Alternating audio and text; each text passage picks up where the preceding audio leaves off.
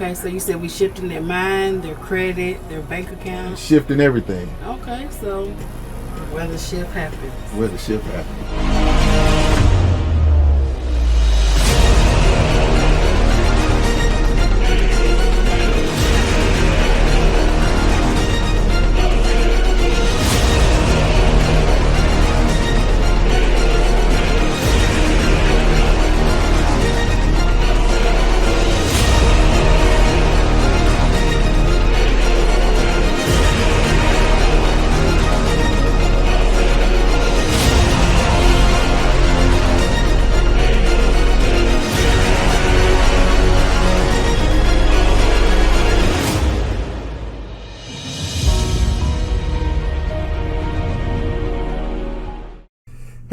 Hey, it's time. It is definitely time. We've blogged about it.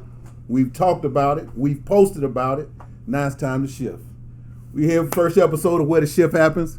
You got me, Kelvin Lyles, the one and only. Y'all know it. And to my left, we have my best friend, my partner in, not crime, but my partner, Miss Marquita Leonard. What's going on? And we're about to shift some things around. Our first episode is very controversial, but I think it needs to be put out there. What or who raises a man when he hasn't been raised by a man? And this is something that's near and dear to me because I didn't grow up with a father. So we're gonna jump right off into it. But before we get started, we have a very distinguished panel of guests here. To my right, we have Miss Tiffany Williams. You got Tan Summerlin. Oh yes, T.O. Mr. T.O., the man of the hour, the month, the day, and the year. Yeah, man. And got that elbow action. Yes, indeed, Mr. T.O. We got God in the house. We definitely got the Lord in the house. Don't do my boy like that. Don't do it like that. No, I thought I was coming just as me. But I'm Tim. First name Tim, last name Sims. My man gonna say my name rhymes. Yes, sir. Yes, sir. Tim Sims. And last and definitely not least, he's not gonna let you think of him as least.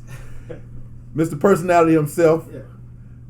Ryan Baby Williams, please say the baby. Not the baby. Please say the baby. You know not the baby. Both folks call me Mr. Lawyer Up, but Ryan Baby Williams, please say the baby. Mr. Lawyer Up. Yeah. Him and his 12 followers. 12 followers. I lost one because of Marquita, but it's all good. How many disciples do I need, my boy? 12. Oh, I need a 12. I don't need Paul on my team. Like I said, we're going to have fun tonight. We definitely going to have fun tonight, but we're not going to waste you all's time. Definitely don't want to waste mine. We're just going to jump right into it. Talk about this man thing. And, because we got a lot of boys out there that's got a mask of a man on, and really don't know how to be a man. And they let in the streets and different individuals that are not men themselves teach them. So without further ado, let's just jump right on into this thing.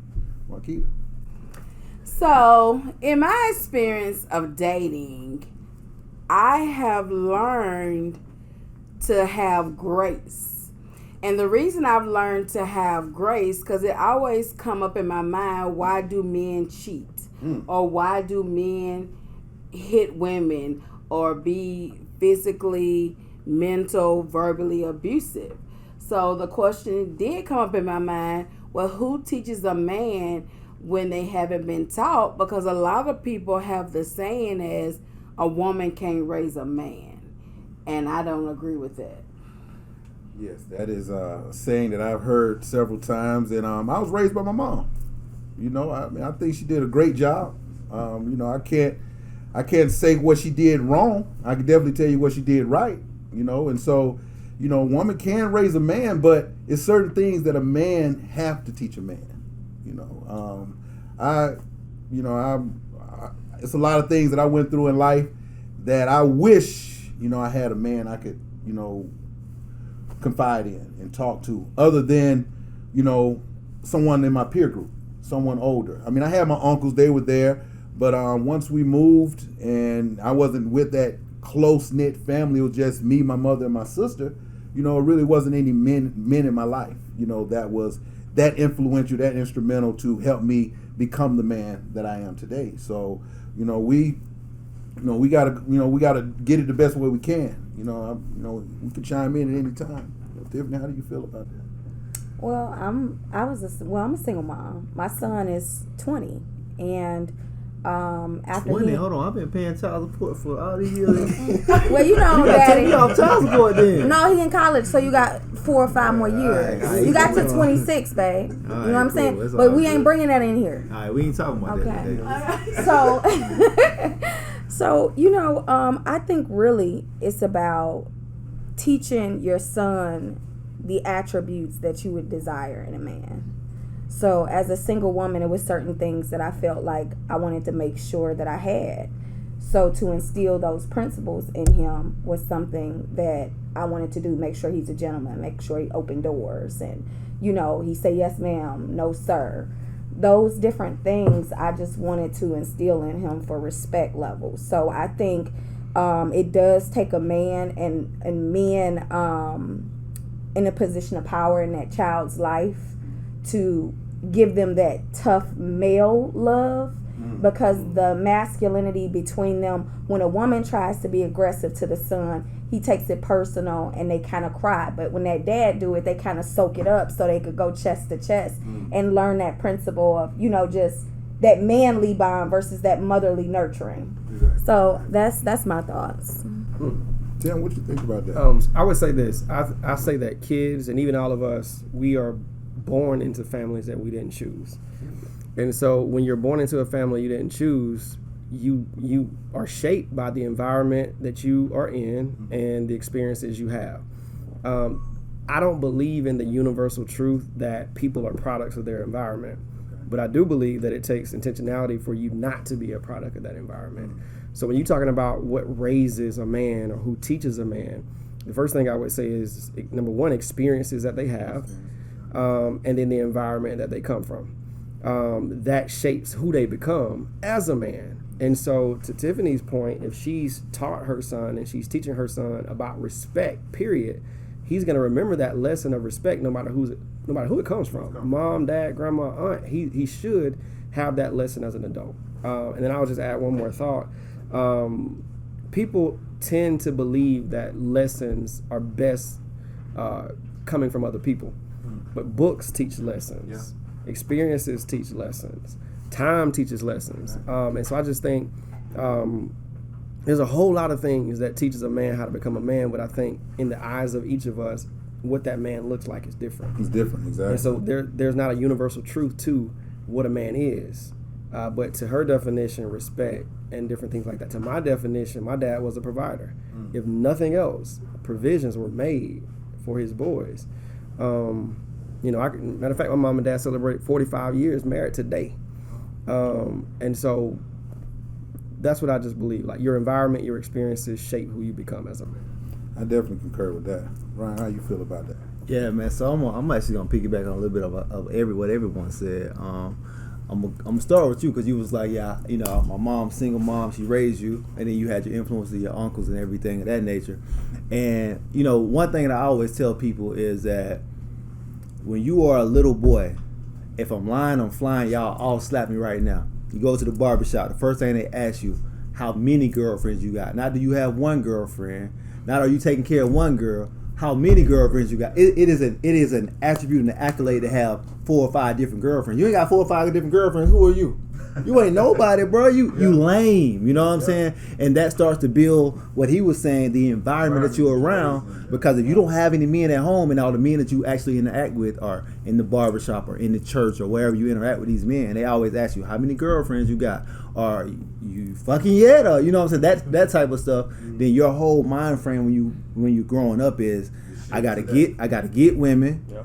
I gotta get money so I can look like a certain thing. Yep. And to be a man, I got to do certain these things, right? This is what makes me. Yeah, this is what makes me a man. It's my car makes me a man. My clothes make me a man. The amount of women that I have, the trophies that I have accomplished, meaning how many women I've slept with. That's what makes me a man.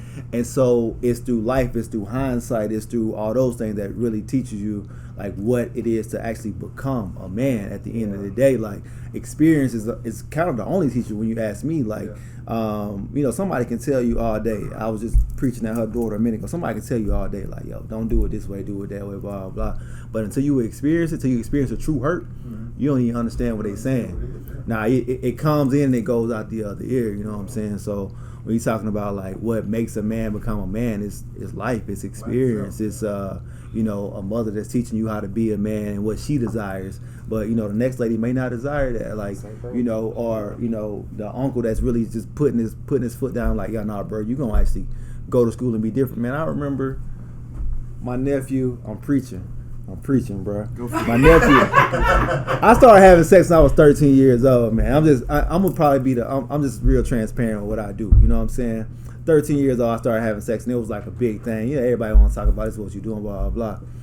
Fast forward, I'm like 28, 29. My nephew turns 13, 14, and I find him fingering a little girl, doing his thing. But I beat that boy ass. Like, I put hands on him. Because I'm like, you ain't even man enough to even understand what you're doing. Like, if you mess around and get this girl pregnant, I got to take care of her because I'm taking care of you. Yeah, bro, you know where I was going. You know where I was going. He didn't even think about the next steps. You know what I'm saying? And so, like, that's how it becomes. Like, sometimes you need every aspect of love, the tough love, the mental part, the physical part. But, teaching a man to be a man is it's a broad spectrum. It's a broad spectrum, man. It's a broad spectrum, and that life experience is probably gonna be the best teacher. Yeah, because I just look at me. I always point at myself, and a lot of the things that I did during I just say early adulthood, you know, from 17 to about 35, you know, that period of time, I was all over the place. You know, my biggest influencers were my peer groups. You know, I mean, I grew up in the hip hop era, the rap era. So, you know, the Tupacs, the Biggie Smalls, you know, that right there was my biggest influence. So I emulated those guys. I have a very close knit family, you know, with my uncles and everything, and you know, they were raised a certain way. You know, my generation wasn't raised that way. You know, like all these generations, you know, the young guys now, you know, I look at a lot of young guys and I see where I'm 47, where we made our mistakes, you know, because that's where the divide came as far as I could see. That's where the shift happened. That's where the shift really happened. You know what I'm saying? For those 20-year-olds, 21, 22, 23-year-olds, that's where the shift happened, because we were out there chasing fame. You know, we were told we weren't anything unless we could dribble a ball, we could rap, you know, we could do things of that nature. So, you know, being raised by, you know, people say, well, I was raised in the streets. I jumped off the porch at an early age, you know, and you hear this all the time regurgitating through the speakers, and, you know, and that's what becomes you, you know, until you can get around a different thought process, someone who was raised differently. You know, perception and perspective is everything. You know, and it's just, you know, I always just have to look back and just say, wow, you know, I was a damn fool. You know, and the reason I say that is because the individuals that I was using and trying to emulate, they were fools themselves. Right. You know, and so until you can put an individual and go back on the environment around individuals that were raised different or raised outside of what they're used to, they're gonna follow a certain path. And like I said, my path didn't quote unquote shift until my late 30s. You know, that's when I finally woke up. It's a light bulb, right? It was a light bulb. I got a clue. Yeah, you know, and I was just like, oh wow, like, let me hang around an individual. And the individuals I hung around, my first mentor were books. You know, there's a lot of young guys nowadays that you hear mentor, you don't think about, you know, people don't even think about mentors, but it's grown-ups right now that need mentors. You know, not just young guys, it's grown-ups, because I was a grown man and needed a mentor. And I dove into those books, you know what I'm saying? That was my family at the time, because I needed to shift some things around in my life. Okay, I don't want to leave you out. Well, one of the questions that I have as well is, what age, or is it an age that men grow out of the lying, the cheating, and all of that? Because I've dated older men that's older than me. I've dated men younger than me, like my boyfriend now, Terrence. He's younger than me, and I'm just gonna jump on in and say we have had problems in our relationship from lying, cheating. I wouldn't say physical cheating. Come on, Keisha And- Cole. and- and let- and- and Yeah. cheating, son, God. Yeah.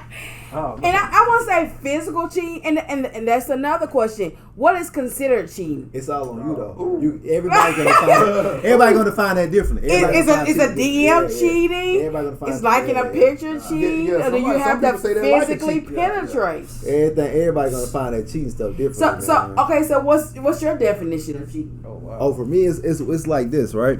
So my standard is definitely a double standard because what I do, my girl can't do. It's just what it is. But why? Point blank. Period.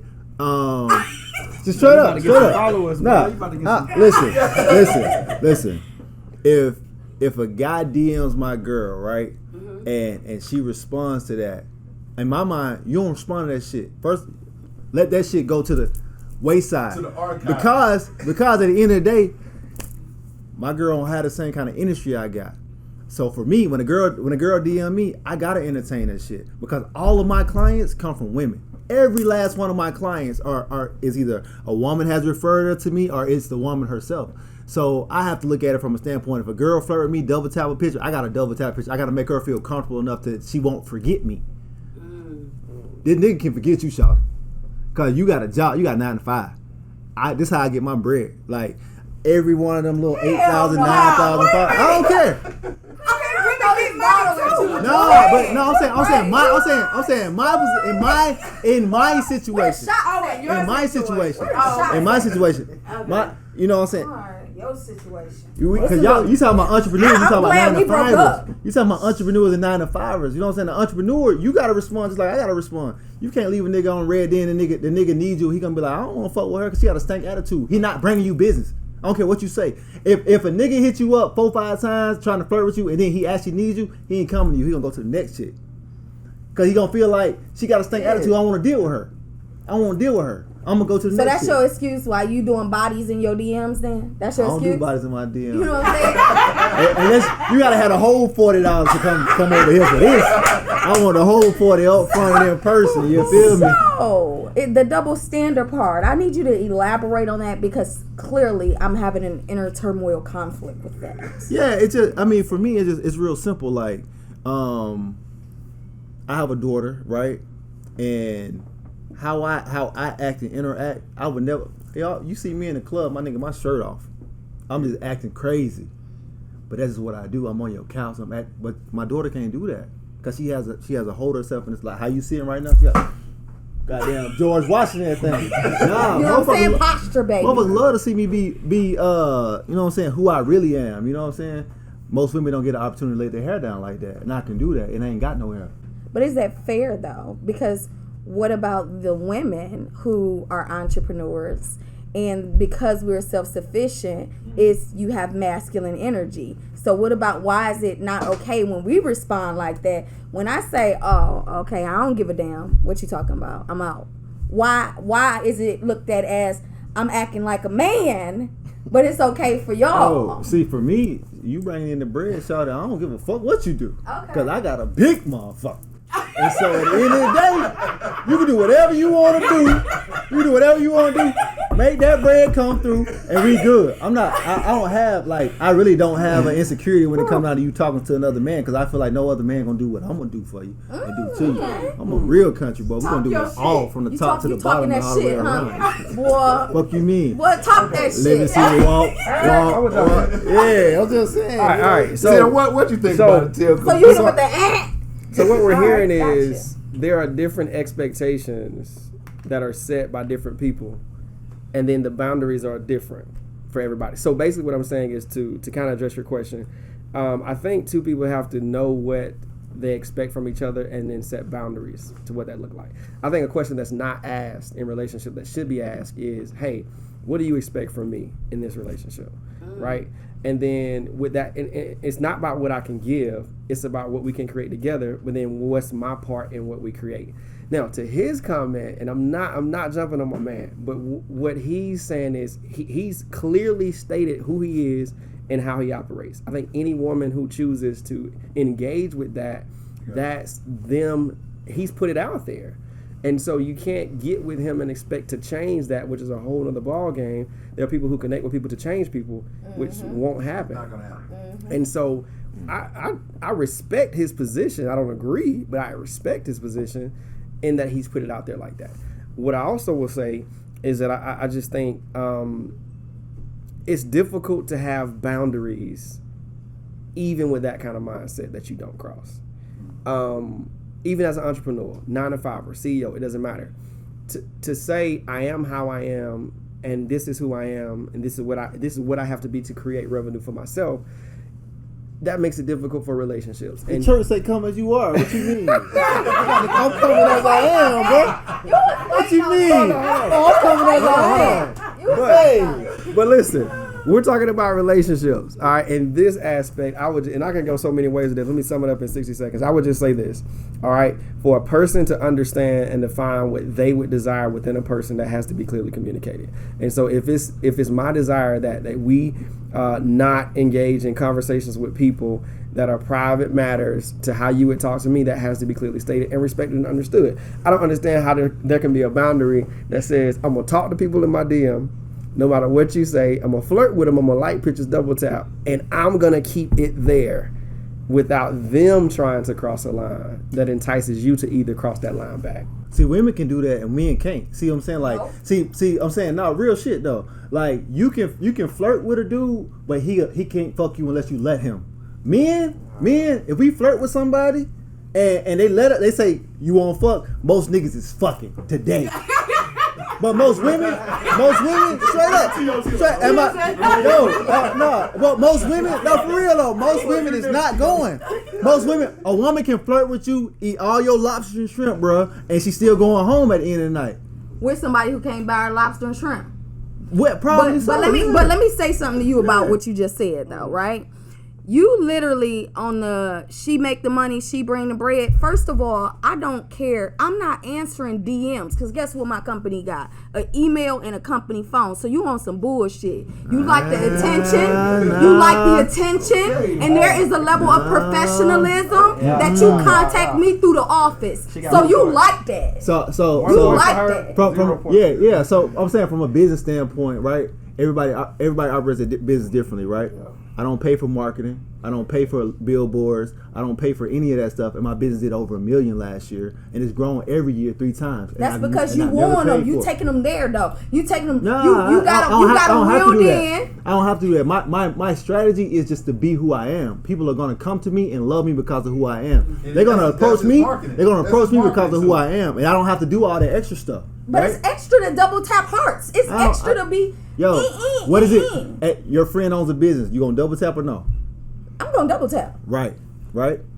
And so your friend owns a business. You gonna share the shit or no? I'm gonna share it. All right. And what are you doing? You just showing them love. You making sure that they're known and that everything is. So when they need you, they gonna be like, shit. I know who shows me love and who doesn't show me love, and that's just all it is for me.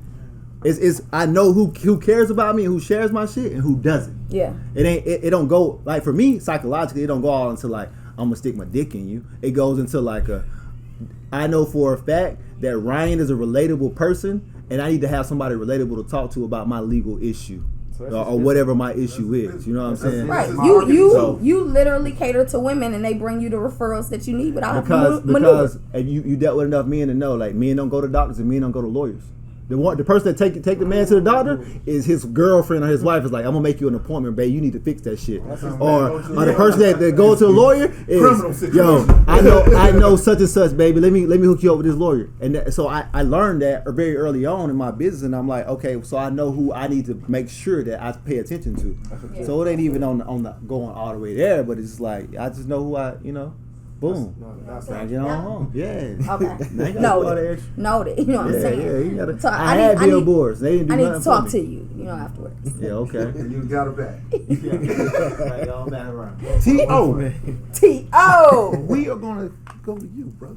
Sips tea. Man, It's time. I'm gonna pivot off Tim, man. Like, I feel like what a cheating happen is when they don't tell you what they want in the early stage, what they expect out of you, and then like if you ain't never really been with a woman for real, like if you just used to having random girls, and they ain't putting no structure down, tell you, hey, don't be doing this, don't be doing that, and you getting something new, you ain't used to it. You like, dang, I gotta let everything go. I gotta stop double tapping pictures. It's something that you got used to. It's like a way of life for you now. So like when you get somebody that's real, and they start telling you, hey man, you gotta stop double tapping pictures and stuff, you be like, dang, I've been doing it my whole life. What I gotta change it for now? I'm gonna be honest, man. I got tired of the 1 a.m. calls and the 2:30 calls in the morning. Like, I'm gonna kill him. But how's that? You know what I'm saying? I'm hearing him and I'm hearing her and I'm hearing her and I'm like, if a man told, if he told her the same thing she's telling him, he controlling and he's abusive. I'll rip. If I told my girl, motherfucker, like a nigga picture again, watch what I do your throat. Cause that's what she be saying. I know that motherfucker got a record. A man can't do that. You know what I'm saying? A man can't say certain things. But it's a double standard when it comes to that. Right? Yeah, that's controlling. He would be considered controlling, and she'd be like, "Leave that nigga, girl. That nigga can't tell you what to do. Come home at 2:00 in the morning. Shit." Right there. You know what I'm saying? It don't work like that. So how is it? I'm asking ladies, like, how do y'all feel like, that's not a controlling aspect? Like, you got to be. In relationships, man, it's just Well, for me, I feel like it's the type of picture that you like. You shouldn't be liking girls that's half naked, showing their booty. Like, I feel like that's disrespectful when you're in a relationship. That's transparent though. Okay. That's what he like. But if you liking a half naked nigga, you'd be mad at the motherfucker. But to his point, hold on. But to his point, and this is me hearing him. It's what he's always done. So the assumption is he's supposed to know that he shouldn't do that. Mm-hmm. And so this is me not defending, but this is just me saying what it is. The boundaries. To your point, or to answer your question, number one, there's not an age where that stops. This is what we go back to in the beginning. People are a product of the environment they come from, and they've been taught by the experiences that they've had that shaped them. Mm-hmm. And so to his point, I was in the barbershop when they said, how many girlfriends you got? Mm-hmm. Or when they look at your hair and say, oh, boy, you got good hair. I know you got a bunch of girls or whatever. Yeah. And so to that point, he's come up a certain way. Girls like pictures, multiple women. And then to get into a relationship where a woman does not tolerate that has to be communicated. And to your point about what men can say and what women can't say, I think we're talking about the communication style. Because it's I can say, hey, don't be liking no pictures in another way. I can say, you know what? Let's talk about how this makes me feel. You know what I'm saying? This is how I feel when this happens. You know what I'm saying? And I would prefer that not happen. Mm-hmm. What do you think? I agree totally with you on the communication side. And one thing that I know, I didn't grow up in a household that wasn't a lot of communication, right? Or how to communicate. And I think that in our community, like that's a big issue, because I still have certain issue. I mean, I communicate pretty well now. I say what's on my mind, and I try to be correct as possible, to get my point across. But sometimes that nigga side gonna come out, if I feel if my emotion is attached to it. So I try to look at everything from a business point of view, and I always tell her, and especially with their relationship, I always been team T.O. I'm just be honest, but in the early stages, the calls and the crying and he doing this and he doing that without me knowing your story, without me knowing your side, where you came from, how you grew up, those type of things. And I was just like, you have to look at this and try to take as much emotion out of it as possible, and look at it, like in business you do plus and minus. Like, is something that's gonna add to the business or take away from it? You got to do that split test. And so with that, I was like, make a list of all the positive things and make a list of all the things that you don't like. And see which one you can deal with. If you can deal with these negative attributes, then we're gonna go forward. We're gonna work through this. I'm gonna get on to myself, talk to him and try to mentor him and give him my knowledge of all my years in dealing with women and being a cheater and multiple women and and everything that comes with that, as well as how I try to operate now. Just be upfront and honest, let my expectations be known, and not do that. Because at the end of the day, the communication is going to be the key into most relationships. It can't go any other way. If you got a man that don't know how to communicate, because I was one who I like to hold things in. I'll hold it in to it's a boiling point, and then once I snap, I'm going to say everything that I wanted to say for the last year or so. It's going to come out. It's going to come out, and that's not healthy. It's not healthy at all, and you're gonna hurt some feelings. You're definitely gonna hurt some feelings, and you can't really do that, especially if somebody you love. Somebody you care about, and you care about how they feel. Because nowadays I try to deal with how would I feel if this individual would do this to me. And if we start looking at that, and how would that reciprocation be if that were to happen to you, I think you'll start making different decisions, about, cheating or, or doing anything or that. Now that double tapping and that liking and all that, man, I don't, that right there is pretty much nonsense to me. I don't care nothing about that. Yeah, you can't read into that because it's the age that we live in. I didn't grow up with social media. Our Instagram, I wasn't at the basketball game, with a camera phone or whatever. You had to be there to be there, to witness it. You had to be there to see it. And that was our Instagram. Monday morning at school, man, did you see so-and-so do that? Man, I saw so-and-so behind the bleachers. That was Instagram. Word of mouth, gossip. You know what I'm saying? Nowadays, girl, I can see your man. He right here. Yeah. He doing his thing, girl, and send you the video while you at home and he out doing his thing. He probably didn't mean nothing about it. He just flirting or whatever. But wait, once that girlfriend or that guy friend boosted all the way up to the next level, oh man, he done had an orgy. Yeah. And all he did was get him. He might have. It's the game you play when you're little. She say something, you say something. By the time we get to me, that motherfucker done fuck everybody in the room. You like, I swear to God, all I did was goddamn body girls and popcorn. That popcorn done turned into a whole thing. Oh yeah, he was feeding. He was throwing it in her mouth, girl. He was feeding that hand, feeding. Yeah, he don't even feed. You ain't never seen him do you like that. That's our first thought. Yeah. Right, that was good. Yo, cheating though that's a very, that's a very sensitive subject, because I think for me, I'm more like, I'm in the same realm as him. Is that I think I was like really, really wild at one point, and then the more I started focusing on my business, the less I had time to cheat.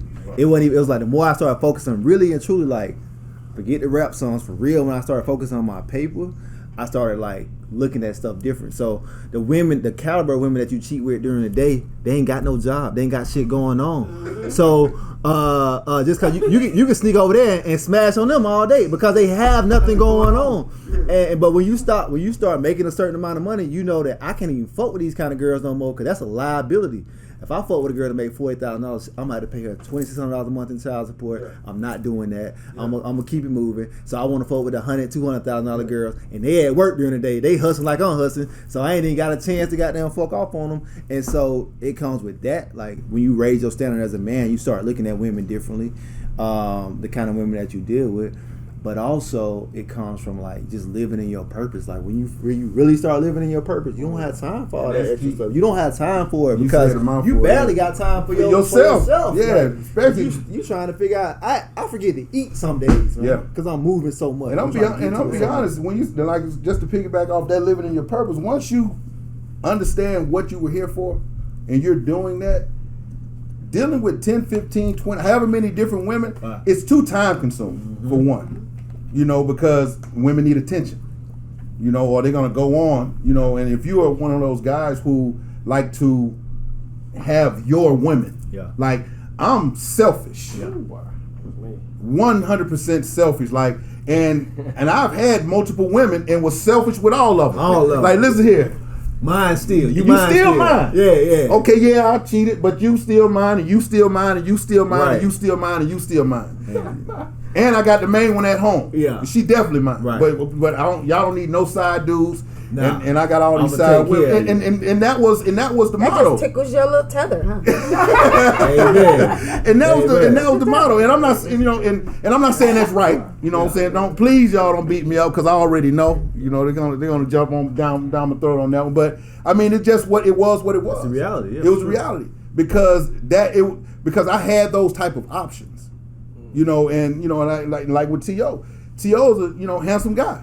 You know, and I know where he came from because I grew up in a town right outside of where he grew up, Pensacola, Florida. And once you have those options, as a man, based on the environment thing, how many women you got?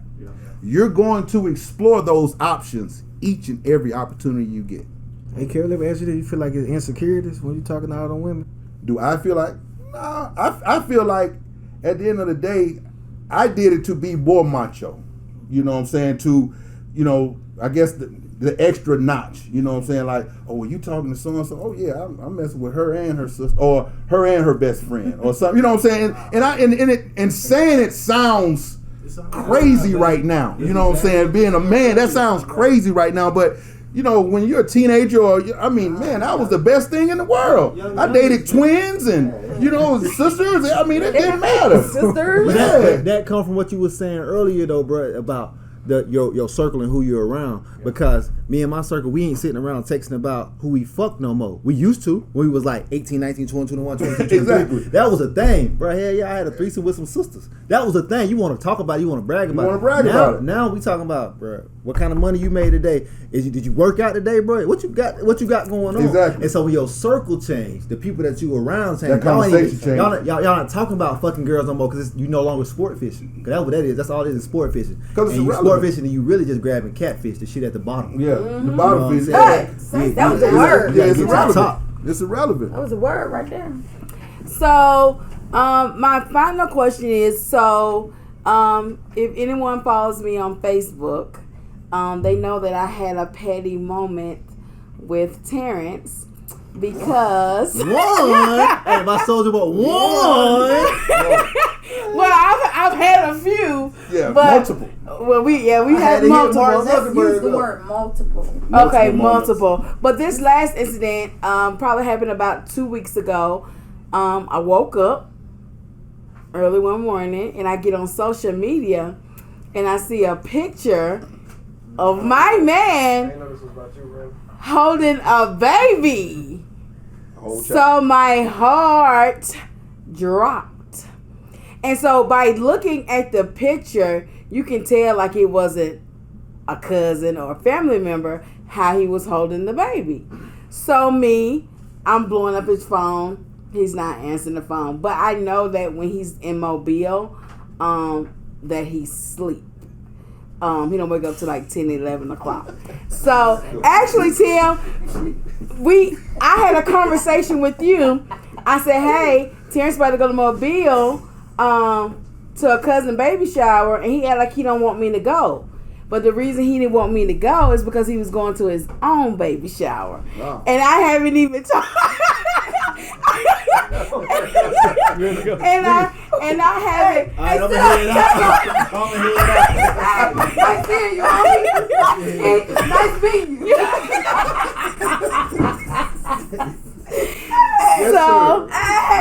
So still mad.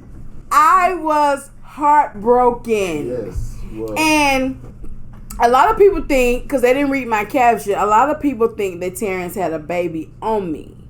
He did not have a baby on me. The baby was before me. But come to find out that she didn't tell him about the baby until she was 8 months.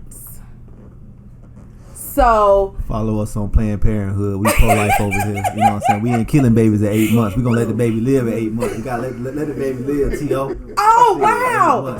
So by you saying that, maybe she didn't tell him about the baby because a lot of men try to get women to have abortions. Oh yeah, because my boy T.O. would have chopped that motherfucking thing up. Gotta put it in that orange. You know what? No, he's not that type of man. So I'm gonna let Terrence speak on the situation because he don't even realize the damage that he did to me. And I'm just gonna let you The tell damage you why did to me. in me. Yeah, it was damage, brother. Definitely. So I'm gonna let you tell your side of the story. Like she say, you know, I ain't know nothing about the baby for real. Like I really didn't. You know, I'm living my best life. You know, Yes, my you best are. life. I ever You was. You feel me? I'm gonna say was living my best life. Gold digging over here. Gold digging. But like I said, I feel like I was at a good state, in a good time of my life. You feel me? So like when it was brought to my attention, you know, my grandma had just passed at the time, and it was like, dang, why would you come tell me this when you 8 months pregnant, when you could have been told me this, and it could have been addressed, you know? Because it made me feel bad. Like, dang, I'm a deadbeat. I ain't help you your whole pregnancy. And then so, you know, and then I had to think about her feelings too. I was like, man, I don't know how to come out and tell her this. So I don't know how to sum up the words. Like I tried summing up the words, but I couldn't sum up the word. I'm like, I tell her she gonna leave. I don't know if she gonna punch me, fight me. I don't know what's gonna happen. She was gonna leave. Yeah, that's what I'm saying. So Punching you and But fighting. Yeah, she gonna no. I would not have left. I would not have left because it was before me. So I think men need to stop assuming how a woman is going to react. I feel like women react to a lie versus the truth. So if he would, this is the thing. When we first met, he did tell me that a girl was saying that she was pregnant. But this was a whole nother girl. This wasn't even a girl. So in my mind, if he would have said, hey, Keita, she came out and said, the baby's mine, then we would have worked on something. But he hid it. He snuck to the baby shower, everything. And now I get on, how I find out is through social media. So I'm like, if your mother would have never posted it, I probably, how long would you gonna hold it in? Like, cause we can't hide no baby. And I never want to be with a man who don't take care of his responsibility or his kids. Like I never want to be with that type of man. For me, it's just the dishonesty and the lying. But you know what? I'm gonna take his side because I have to, more so because when you've been in a relationship, we all been in some very serious relationships, and you think about the reason most men don't tell the truth, men or women don't tell the truth, is because it's hard to be honest with your partner because you know the hurt that it's gonna cause. You also know the hurt that the lie is gonna cause, but you say you hedge your bets. You like, she may never find out, and if she never finds out, I'm good, I'm golden. But when she finds out, she's gonna be hurt. Hurt her now or hurt her later. It's like cry now, cry later. And so that's the problem with relationships and communication, is people don't allow their spouse to have the opportunity to be honest. Because off the rip, his first response was, man, she gonna leave me. He never thought that she will understand where I'm coming from. Now, You a know lot what of I'm that, saying? and just to keep your point, I just want to go off. I mean, a lot of that comes from the track record that you have created with that partner too. Because if I mean, T.O.'s been in a few different situations, that make him feel like that, because if it was like, and a lot of times it's that one situation, but I know for myself, it's hard for me to forgive, Now for women, a lot of women have forgiven me time and time again, because I think women will have that caring and that nurturing heart to be more forgiving, and like, in T.O. and her situation, T.O. and Marquita's situation, she's forgiven him several times with help from friends, but forgiving him, and I know him, thinking, and I've always been Team T.O. She knows that, because even when she was in the position, like, I don't know what to do. My thing was, however you want to move forward, I'm with you. If we're gonna be together, then I'm gonna be on him. I'm gonna make sure. I'm gonna try to instill in him certain qualities, certain principles that he may have not heard from other men. Because if he's getting his leadership or his guidance from guys that he grew up with, who knows what they're telling him. Yeah. So and that was my standpoint on it. It was just really just trying to, make the best out of a situation that, could still be a good situation. But, like I said, he didn't, he thought it was going to automatically go left. Like, I know she's going to leave me. I'm not, and I really love this girl. You know what I'm saying? So, or this woman. So, but another reason why I wanted to talk about it, 'cause I was like, how you come out with 8 months and say a child mine? So you know, as a dude, you know that's been out there doing what you do. You like, man, that ain't my baby. You hit me up 8 months. The other guys must say no. So you come to me, putting a baby on me. So that's why I'm looking at it like that. Then when about the baby shower thing, you know, like I said, I ain't never been in no situation. I ain't got kids. I ain't had kids before that and that. They throw the child support on you, so you like, oh my God, child support. But how old are you, T.O.? I'm 25. Yeah, I was 25. I had my first DNA test while the baby was in while she was pregnant, because the girl said it was my baby. So I've been through what you talking about. Like, but you when get what I'm motherfuckers saying. say like, yo, this your baby, you don't never know. Bro, I paid $1,800 to get a girl a DNA test, and it wasn't even my kid. You know what I'm saying? But she was saying it was mine because I was in law school. She seen I was doing different, which is probably what your situation was. The girl see you doing different, living different. She like, okay, well shit, let me goddamn turn and see what's going on.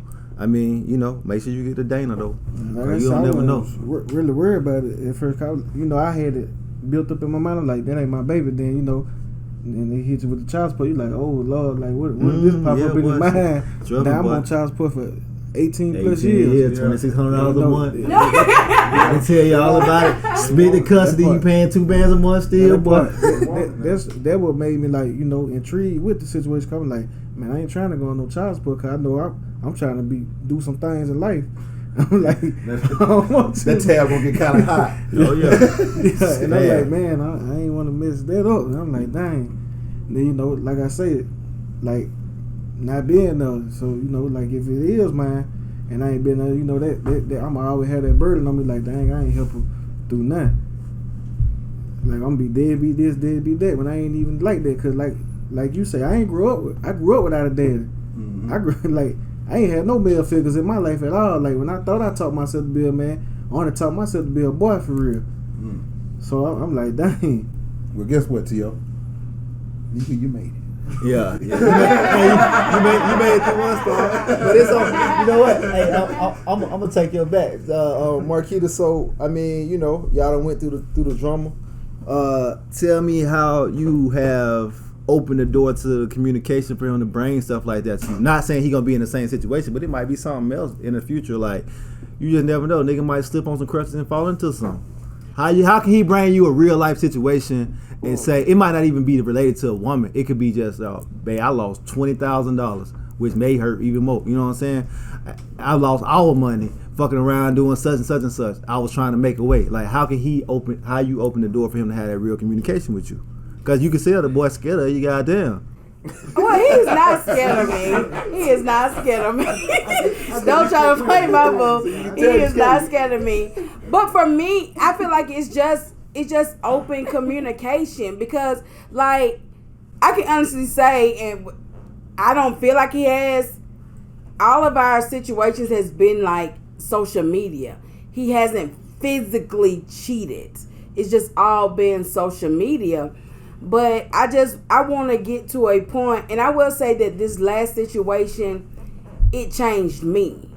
It changed how I'm trying to pipe down my mouth, because y'all know I do have a mouth on me, and God is still working on me. But can you admit? She been working on her mouth, man. I mean, you know, and I have said something to her about that. Yeah. But like, see me, how I grew up, like I grew up in the midst of like childhood and stuff. So like, you know, I see my mama getting cussed out and stuff, you know, and stuff like that. And I'm like, man, I ain't never trying to do no female like that. I don't never want to disrespect no female, make them feel lower than what they is, put my hands on them and nothing like that. So, you know, I let her talk and stuff, but you know, I'm talking my stuff in my mind, but I ain't saying. I can imagine, brother. Y'all been there. You heard like, don't say that to him. Just.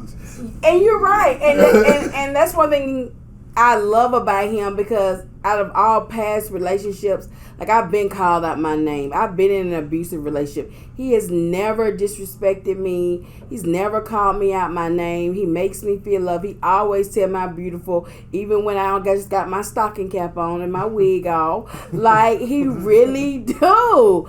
And so one thing I did was, when we went through this last situation, is I did make a list. I made a list to see, can I deal with this and can I deal with that? Because I feel like every relationship you're in, a man is going to come with some type of flaw, and a woman going to come with some type of flaw. So it's just all with what you can handle and what you can deal with. But I do feel like he's trying to grow. He's trying to do better. He's trying to be a better man. So, like, I'm all in. So it is what it is. Like, we just gonna glow and grow. And shameless plug, y'all make sure y'all get my book, Hubs and Playbook, so you can read that shit together. And, so before we end, go ahead and tell them what you do. So obviously, man, I've been married once, been engaged before twice, and like I was saying, hindsight is the best teacher. I learned so much stuff that I didn't do when I was married that I should have done. Like, I remember my ex-wife used to wake up and do my daughter's hair and get her ready for school every day, and I was like, because of where I'm coming from, environment, that's a woman's job. Do your daughter's hair, cook, clean, that kind of stuff.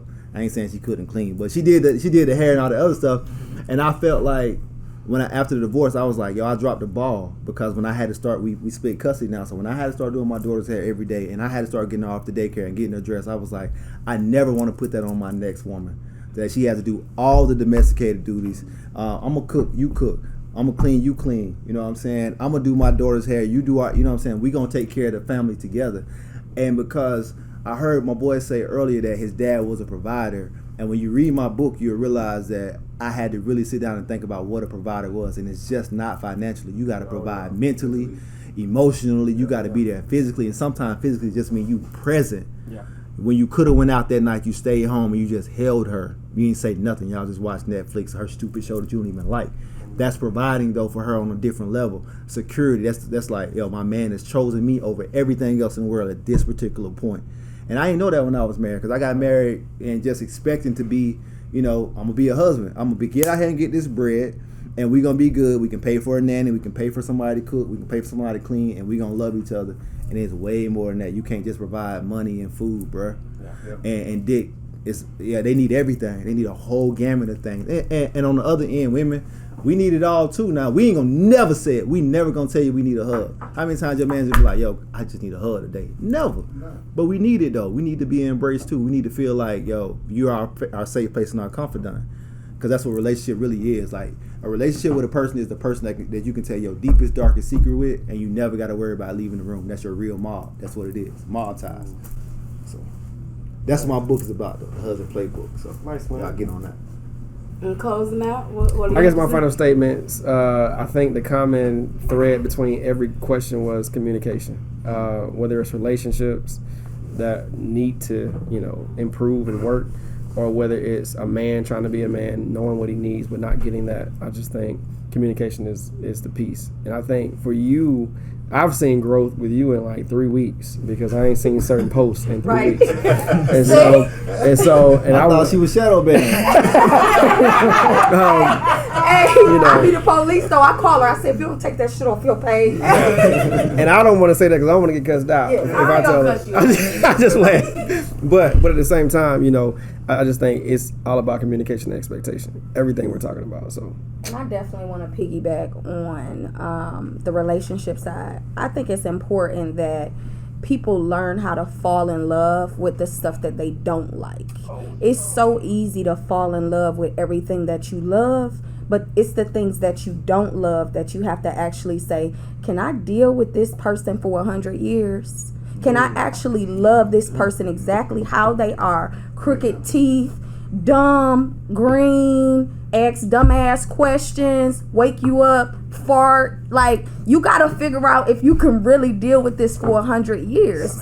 Yeah, all that. The complaining, the griping, the social media police, the controller, not enough control. Because for me, a lot of people say, it's masculine energy. I don't check my Facebook, don't check my phone. Really, my dude, I don't even let him follow me if I feel like he got like weird energy with stuff like that. Don't ask me nothing about no double tap or no heart. None of that stuff. I want my guy to be my best friend. Somebody who is yin and yang. I can finish his sentences, he finished mine. We are the best of friends. When we go with our crews separate just to have a break, when you get home, you excited to be home. Yeah. like your place of peace. You be real excited after you come back from cheating. Yeah, you do. Cheating. You know. You real excited. But I ain't no cheater. First of all, I did. I'm not a cheater. I'm not a cheater at all. Okay. And women don't ever really get caught cheating anyway, because we just too smooth. You know what I'm saying? Like who gonna go in a hotel room and put it in your name, and you know what I'm saying? Like y'all just do real reckless. You answer the phone stuttering. You answer the phone stuttering. Hey, hold on, I got static. Yeah. Ain't no damn static. Sometimes your FaceTime don't work when you out of town. Yeah, it won't work in the hotel. Sometimes the T-Mobile don't work when you out of town. But you know what? The biggest thing with women is sometimes it's hard for us to say it. So the best way that I can put it is we want to be able to give you our hand, close our eyes, and not want to peek. Yes. And let me guide you. Yep. Because when we trust to that level, I can lean back and fall and not be like, no, I ain't about to do that. You ain't gonna catch me. And that's where it comes, the mental, emotional, spiritual, financial, the connection. You gotta fall in love with what you hate, because the shit you love, that's easy. But when you don't like the person because the stuff you hate, you hate. That's what it really go down. When you have that argument, your actions after that argument determines if you really love someone. Absolutely. Like that's what love is. Love is action. It's Absolutely. It's not action. It's what you gonna do when I can't even stand your ass no more. But you know what I'm saying? I'm gonna do what I gotta do. And it's just my last, man. Trust is earned, not given. And when you trust, you verify, and you verify by action, not words. That tells the story for you from beginning to end. It's a character intact thing with relationships. And most women respect on a level, like they respect a man, they honor a man, they treat him like that king if it's deserved. If you got a bum ass nigga, she gonna treat you like a bum ass nigga. If you don't hold no weight, she gonna treat you like you don't hold no weight. If you're not a provider mentally, emotionally, spiritually, and financially, you really weak and you in the way. She gonna treat you like that if she a beast. Somebody gonna put that G-Wagon on flats. Talk to my nigga like that you want to. Motherfucker be on 4 flats. They better not put my G on no damn 4 flats. I got a crazy one though that I'm dealing with.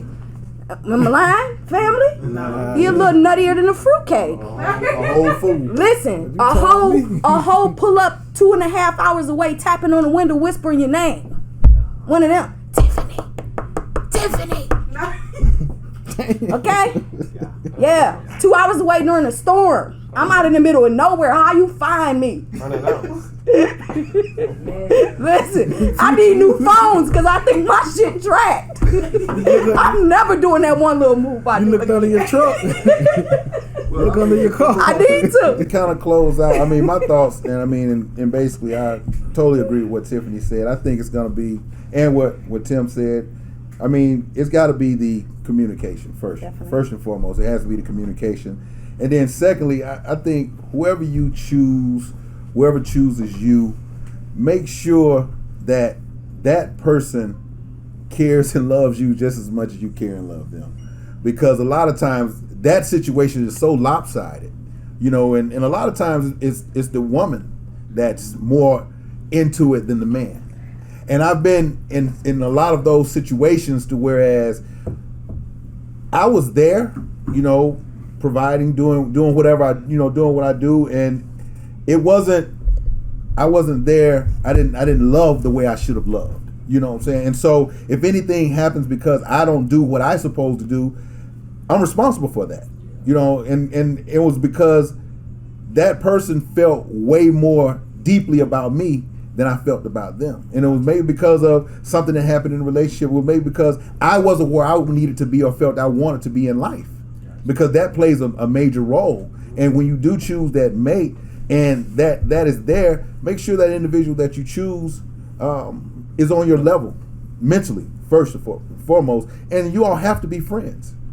Because if you're not friends first, you know, because relationships get started out of, a lot of relationships are the way they are now out of convenience.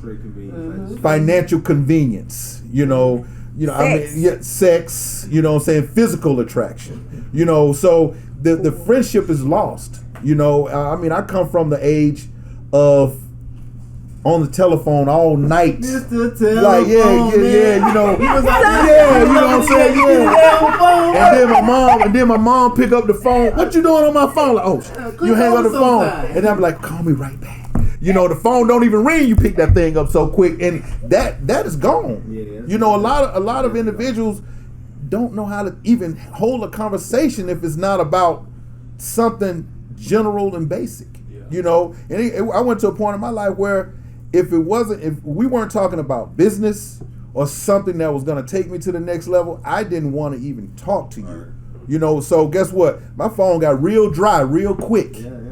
But I didn't care because, like you said, I had found my purpose. Right. You know, I saw where I was going in life, and guess what? I knew I can either take this ride with someone or I can take it by myself, and then that individual, I meet them at the end of the road. It didn't matter with me. I was just gonna take the trip. You know, like I said, I fell in love with that journey. So, you know, make sure that partner, that spouse, or, you know, that significant other, that you all are friends first, because that's the most important thing. And you communicate. This is what I expect. You know, and you know, like a relationship I had ended because I had no expectations. Because I'm the type that I like to be the provider. You know, so in essence, I handicapped her. Because as long as I was providing, she was good with that. You know, you don't have to do nothing. You don't have to work. Let me just do everything.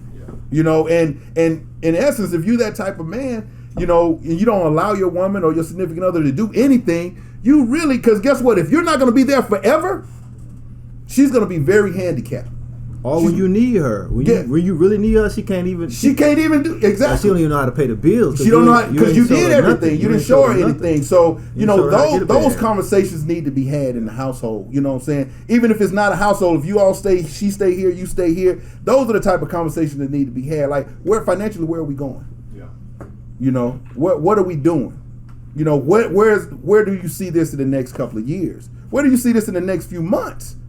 What's your credit score? You know, these are the conversations that need to be had. You need to call Marquis. Yeah, please call Keith. Please call right again.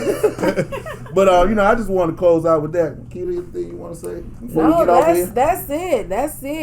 This is a great panel. This is our first episode, so make sure you guys tune in to episode 2.